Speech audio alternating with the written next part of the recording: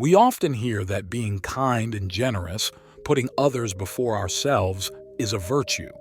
But do people ever tell us about the risks of being excessively kind and compassionate? In our world, not everyone reciprocates our kindness, and many generous individuals end up giving away much of their money and energy without much consideration. Can being overly generous be detrimental, even endangering your well-being? Prepare to be surprised by the unexpected downsides of kindness. Today, I'll discuss 8 consequences of being too good and introduce 4 Buddhist strategies to protect yourself from exploitation. Let's start with the first one. Number 1. Unrealistic expectations. Buddhism teaches us to accept things as they are and not tie our happiness to others' actions. When you give without expecting much in return, you avoid disappointment and practice emotional detachment, leading to greater peace of mind. It's challenging for us to be completely selfless when we're generous. Whether we realize it or not, when we give a lot, we often expect others to reciprocate. But when we need help with something important, we've conditioned people to rely on us so much that they assume we can handle everything, especially our own responsibilities. After all, why else would we be taking on theirs? The truth is, your hope for reciprocity won't always be fulfilled, and what you'll likely experience is a mix of bad moods, fatigue, frustration, and disappointment. However, if we approach this situation with a dispassionate view, we'll realize that people aren't letting us down. They're just doing what we should also be doing, taking care of their own responsibilities. Number 2, when you're always giving things to people, they might start to expect it from you. According to Buddhist teachings, it's important to remember that true worth comes from doing the right thing and being sensible, not just doing what others want. Giving in a balanced way and not overdoing it helps you stay in control of your actions and prevents you from forming habits that could hurt your emotional well-being. Think about it this way. People tend to get used to routines and habits, like staying in their comfort zone. So if you keep giving all the time, the people receiving your generosity might start expecting it all the time.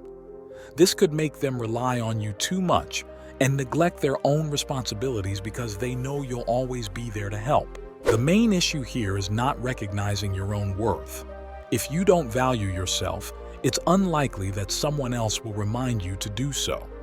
Don't expect others you're helping to act like a supportive friend because they might be more focused on their own needs, like a personal Robin Hood. But remember, this could negatively affect their own lives. Number 3, another thing to consider is that your own priorities might get ignored. Buddhism emphasizes living wisely and virtuously, stressing the importance of setting boundaries and taking care of our own responsibilities. This is crucial for keeping a healthy balance in your life and not sacrificing your true self and well-being for others. If you're always putting other people's needs before your own, you might be running away from something inside you that's causing you pain and fear. Think about how you feel when you spend weekends alone or return home without anyone waiting for you. If you're doing these things to escape from yourself, it's going to be tough. You'll eventually have to confront your inner self, and in the meantime, your mood will worsen as you neglect your own priorities to take care of others. Taking care of yourself is really important for your well-being. Before you help others or do things for them, make sure you're happy and well cared for. It's like enjoying a chocolate before giving one to someone else, or cleaning your own house before offering to clean a friend's and enjoying some relaxation time. Remember, you should come first before everything else. Number 4 is that if you don't stand up for yourself and set boundaries, people might see you as weak. Being strong on the inside and having self-control is encouraged. When you have boundaries and self-discipline, others will respect you instead of thinking you're weak. If you help others too much without boundaries, they might start treating you like an authority figure. It might seem strange, but not setting boundaries can make people think you're weak, not strong. They may rely on you to do their work because they know you won't say no. However, Once you start using the word no and setting limits, they will begin to respect you in a way they hadn't before. In the fifth point, you'll encounter many individuals who only approach you when they want something. Buddhism teaches us to value our ability to make thoughtful choices and use wisdom. By being selective in helping others through self-control and clear thinking, we can distinguish genuine people from those looking to take advantage of us. This helps us avoid wasting our time and energy on unproductive situations. Suddenly, those who used to consider you a good friend may start excluding you from fun activities and only reach out when they need something. If we analyze it from a practical standpoint, it's not surprising because people typically don't invite their colleagues or collaborators for social gatherings or share a drink together. However, just because it's logical doesn't mean it's fair. Therefore, it's essential to learn strategies to prevent people from using you, which I'll share with you later. Moving on to the sixth point, you'll mainly attract individuals who are in need, but not those who are willing to give. Through Buddhist discernment, we can nurture genuine and mutually beneficial relationships. The people who come into our lives are drawn by the energy we emit. When our energy is low, we attract negative, pessimistic individuals with negative intentions. Conversely, when our energy is high, we attract people who radiate positivity, generosity, enthusiasm, hard work, and joy. That's why when we give without thinking, we use up a lot of our energy, and we end up feeling drained. This low energy makes needy people and even opportunists who only want to take advantage of us without any intention of giving back gravitate towards us. They just want to use us and then disappear without even saying thank you. Number 7, you might end up developing an addiction. Buddhism teaches the importance of moderation and self-control. Practicing self-discipline in your generosity helps you avoid getting trapped in addictive behaviors and allows you to maintain a healthy relationship with your actions and choices.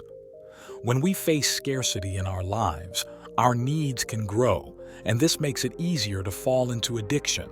So one day, someone close to you might notice that you're drinking too much, not necessarily water, eating excessively, or gambling excessively. Listen carefully to what someone who cares about you says. Your initial reaction might be to get angry and deny having any problems. However, this is a common reaction among people who are so caught up in their own issues that they can't see their own problems. Always remember that people who care about you only want what's best for you. Take their observations seriously because they are trying to help you avoid falling further and move forward. When you're too showy or draw too much attention to yourself, people might start to wonder what you're up to.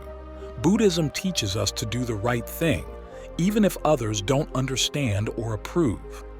By staying true to our values and principles, we create a strong reputation that can't easily be questioned or doubted. In this world, truly kind people are rare. So, if you are genuinely kind, others might not trust your kindness. They may start to wonder if you have hidden motives or secrets. This means that when people don't fully trust your kindness, it's not always because they're being overly suspicious. Sometimes, it's just a cautious approach to protect themselves from potentially harmful intentions. So, it's important to be careful when dealing with overly enthusiastic individuals and consider whether their help is genuinely helpful. Let's talk about how to stop people from taking advantage of you. Here's the first strategy. Pay attention to your feelings. Your emotions are like messengers trying to tell you something important. Think of it like this. Imagine you're like a Buddhist practitioner. They believed in understanding themselves deeply. So, when you help others, pay close attention to how it makes you feel. If helping others makes you feel really good, like you're walking on clouds, that's great. But if it leaves you feeling overwhelmed, drained, angry, or used, that's a sign you need to listen to your feelings. You shouldn't feel this way when you're helping unless it's really necessary and important. So, don't ignore those uncomfortable feelings. They're trying to tell you something about how helping others is affecting you. Strategy 2. Don't be afraid to say no. Think of your time and energy as valuable resources. If you feel overwhelmed or someone asks too much, it's okay to say no. This helps you control your life. Even though saying no might seem negative, it's essential. If you can't say no, you'll end up with a negative and stressful life. Practice saying no in front of a mirror. Convince yourself it's the only way to protect your time and avoid unnecessary stress. Strategy 3. Make time for yourself. Follow the Buddhist idea of self-discipline and self-respect.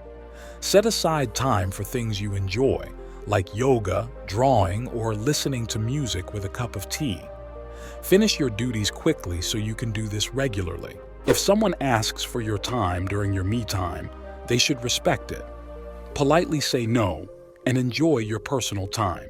You can offer help another time, but make it clear that your free time is limited because you need it for yourself. Strategy 4. Stay away from energy-draining people. Recognize which relationships benefit you and which don't. Avoid people who always bring you down and don't contribute positively. Trying to help them won't work. They just want to complain, not solve problems. In life, balance is key. Don't give too little or too much. Find the middle ground.